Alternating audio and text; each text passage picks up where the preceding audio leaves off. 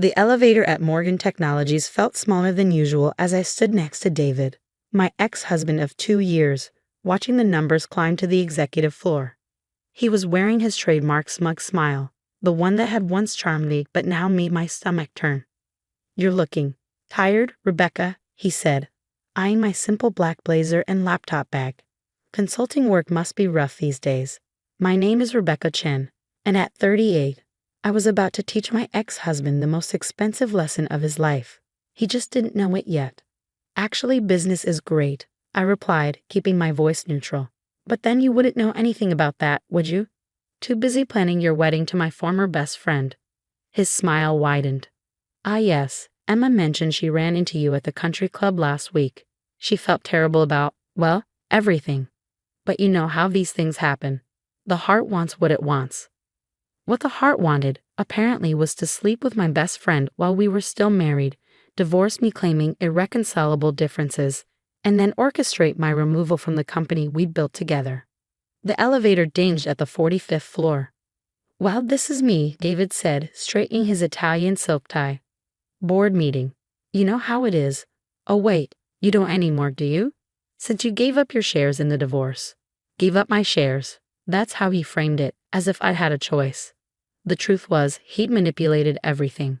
The timing of the divorce, the evidence of my supposed mismanagement of company funds, the board's sudden loss of confidence in me. By the time I realized what was happening, I was out of both my marriage and my position as Chief Strategy Officer. "Good luck with the meeting," I said, smiling slightly. "I'm sure it will be illuminating." He gave me a curious look but stepped out of the elevator. As the doors closed, I caught a glimpse of Emma waiting for him, wearing a dress that cost more than most people's monthly salary. She at least had the decency to look uncomfortable when she saw me. I waited until the elevator started moving again before pulling out my phone and sending a text to Marcus, my lawyer. "Everything ready?" His response was immediate. "All set. Phillips Jensen representatives are in place. Board doesn't suspect a thing." Perfect. 2 years of careful planning were about to pay off. When David forced me out of Morgan Technologies, he thought he was dealing with a heartbroken woman who would quietly accept defeat. What he didn't realize was that he created something far more dangerous, a woman with nothing left to lose and everything to prove. I'd started my consulting firm as a cover, taking small clients while I worked on my real project, building relationships with Phillips Jensen, one of the largest private equity firms in the country. They'd been watching Morgan Technologies for years, waiting for the right moment to make a move. I gave them that moment, along with detailed inside knowledge of the company's workings, its weaknesses, and most importantly, its true value. The deal we structured was beautiful in its simplicity. Phillips Jensen would acquire Morgan Technologies through a leveraged buyout, and I would be installed as CEO. The purchase price? $2.3 billion. The look that would be on David's face when he realized his ex-wife now owned his company. Priceless. My phone buzzed again, this time a message from Emma. "Can we talk? Please, before the board meeting." I considered ignoring it, but curiosity won out.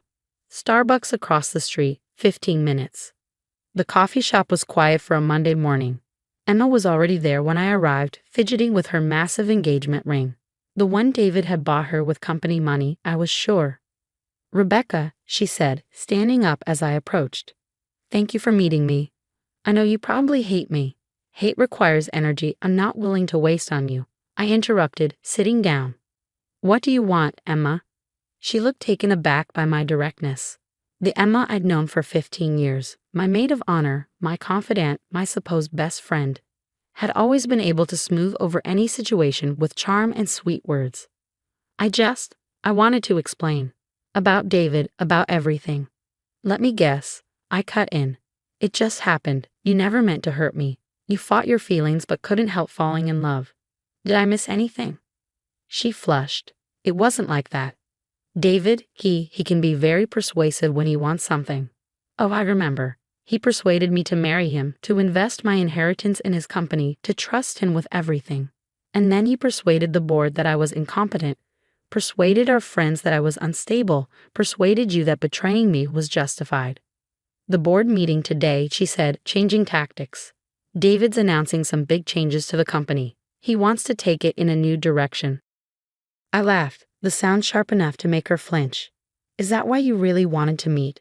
To pump me for information about the board meeting? No. I know you still have connections in the industry. I thought maybe you'd heard something. Heard something. I raised an eyebrow. Like what?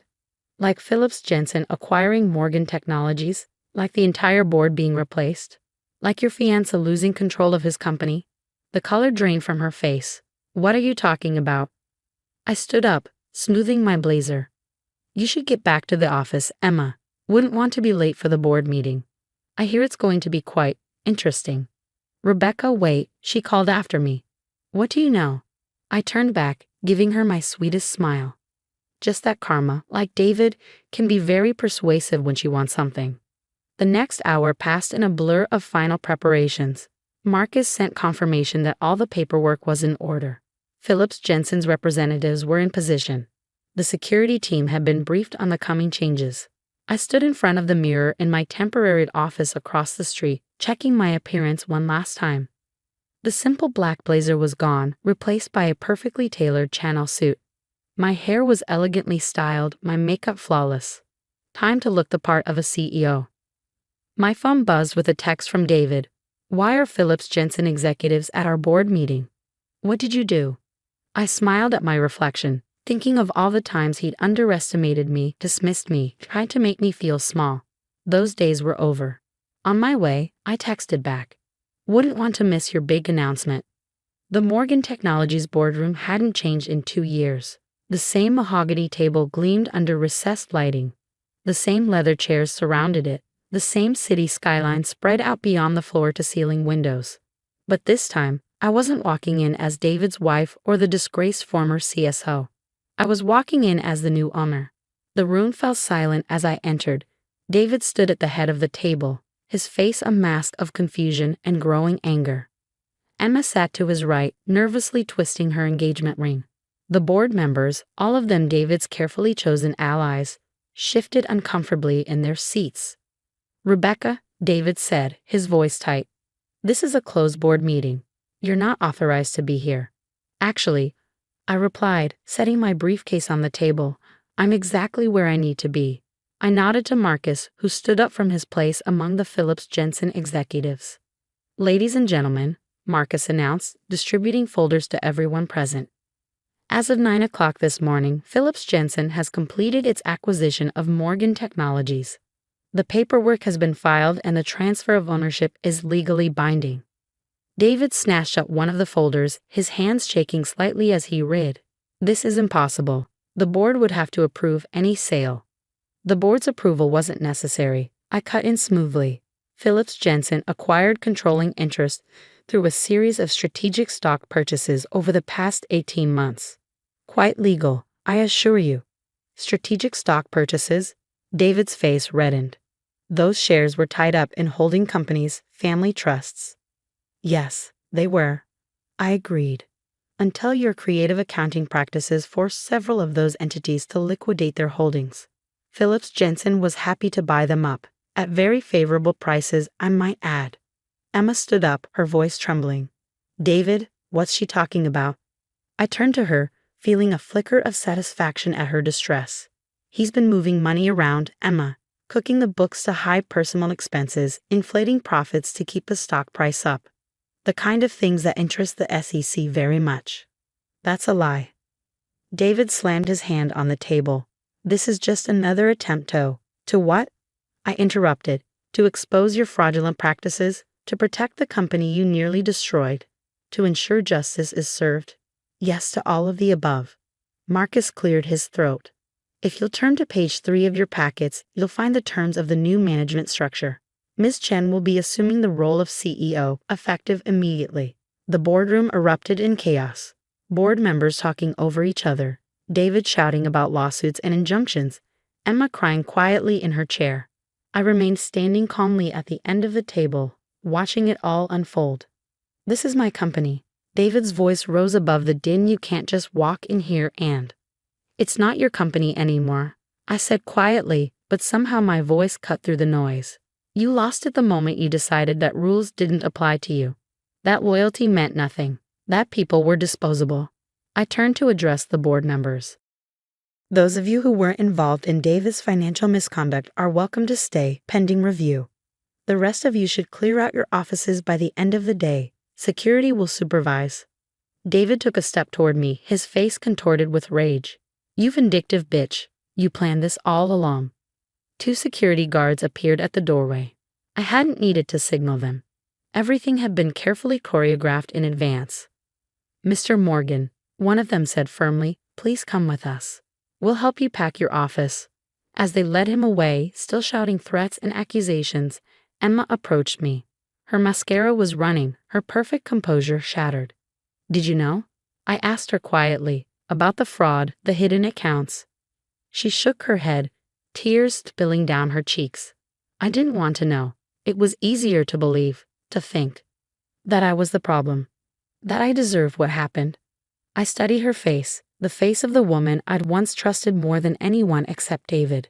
You know what the funny thing is? If either of you had just been honest, just admitted to the affair and handled things with integrity, none of this would have happened. What do you mean? I would have been hurt, yes. Angry, definitely. But I would have signed the divorce papers, kept my shares, and moved on. Instead, you both chose deception. And that choice led us here. The next few hours were a whirlwind of activity. Security escorted David and several board members from the building. HR began processing termination paperwork. The Phillips Jensen team started their audit of the company's books. By late afternoon, I finally had a moment alone in what was now my office, David's former corner suite with its spectacular view of the city. Emma had left hours ago, her dreams of being Mrs. Morgan and a company director shattered in a single morning. My phone buzzed with a text from David. "This isn't over. You won't get away with this." I smiled, thinking of the SEC investigation that would be announced tomorrow. The evidence of his financial crimes carefully documented and ready to be revealed. "It is over, David," I texted back. "The only question is whether you'll face the consequences with dignity or make things worse for yourself." Marcus came in with a bottle of champagne. "Congratulations, CEO Chen. Phase 1 is complete." I accepted a glass, watching the bubbles rise. "How's the initial audit looking?" "About as bad as we expected. He's been playing fast and loose with the books for years. The SEC will have a field day. And the legitimate parts of the business. Solid foundation, good products, talented staff. Once we clean house and implement proper controls, Morgan Technologies, or whatever you decide to rename it, will be stronger than ever." I walked to the window, looking out at the city spread below. You know what the strangest part is? I didn't do this for revenge. Not really. I did it because this company deserves better than what David turned it into. The employees deserve better. Speaking of employees, Marcus said, checking his phone, the all-staff email about the change in ownership just went out. Your inbox is probably exploding. I sat down at my new desk, sleek, modern, nothing like David's ostentatious mahogany monstrosity, and opened my laptop. Hundreds of emails were already pouring in, many from employees I'd known during my previous time with the company. One in particular caught my eye, from Janet, my former assistant who David had fired shortly after forcing me out. "Welcome back, boss. The real Morgan Technologies has missed you." That evening, as I was preparing to leave, I found Emma waiting by my car in the parking garage. She cleaned up her makeup, but her eyes were still red from crying. "He's been arrested," she said without preamble. "The SEC, they took him from his house an hour ago." I nodded. "I know. The evidence was too strong to ignore once it was properly presented to them." "Did you ever love him?" she asked suddenly. "Really love him, I mean." I thought about it carefully. I loved who I thought he was, just like I loved who I thought you were. That's the thing about betrayal. It doesn't just destroy relationships. It destroys the memories of what those relationships used to be. She wiped fresh tears from her eyes. "I'm so sorry, Rebecca, for everything." "I know you are," I said, unlocking my car. "But sorry doesn't fix what's broken. It just acknowledges the damage. What matters is what we learn from it." "And what did you learn?" I looked at her, really looked at her, seeing not the friend who betrayed me or the woman who stole my husband, but just a person who had made terrible choices and was beginning to face the consequences. "I learned that true strength isn't about getting revenge," I said finally. "It's about rebuilding something better from the ashes of what was destroyed. That's what I'm going to do with this company. That's what you'll have to do with your life now. As I drove home that night, my phone buzzed with another message from David, this time from his lawyer's office. We can make a deal. Just tell the SEC to back off. I deleted it without responding. Some people never learn, but that wasn't my problem anymore. I had a company to run, employees to protect, and a future to build. The next morning, I walked into Morgan Technologies, soon to be renamed Phoenix Industries, as its CEO. The security guard smiled and nodded, employees greeted me warmly in the elevator, and Janet was waiting at my office with a coffee and a stack of reports. "Ready to change the world, boss?" she asked with a grin. I sat down at my desk, looking out at the city where I'd lost everything and gained something better. "Ready," I replied. "Let's build something that makes us proud."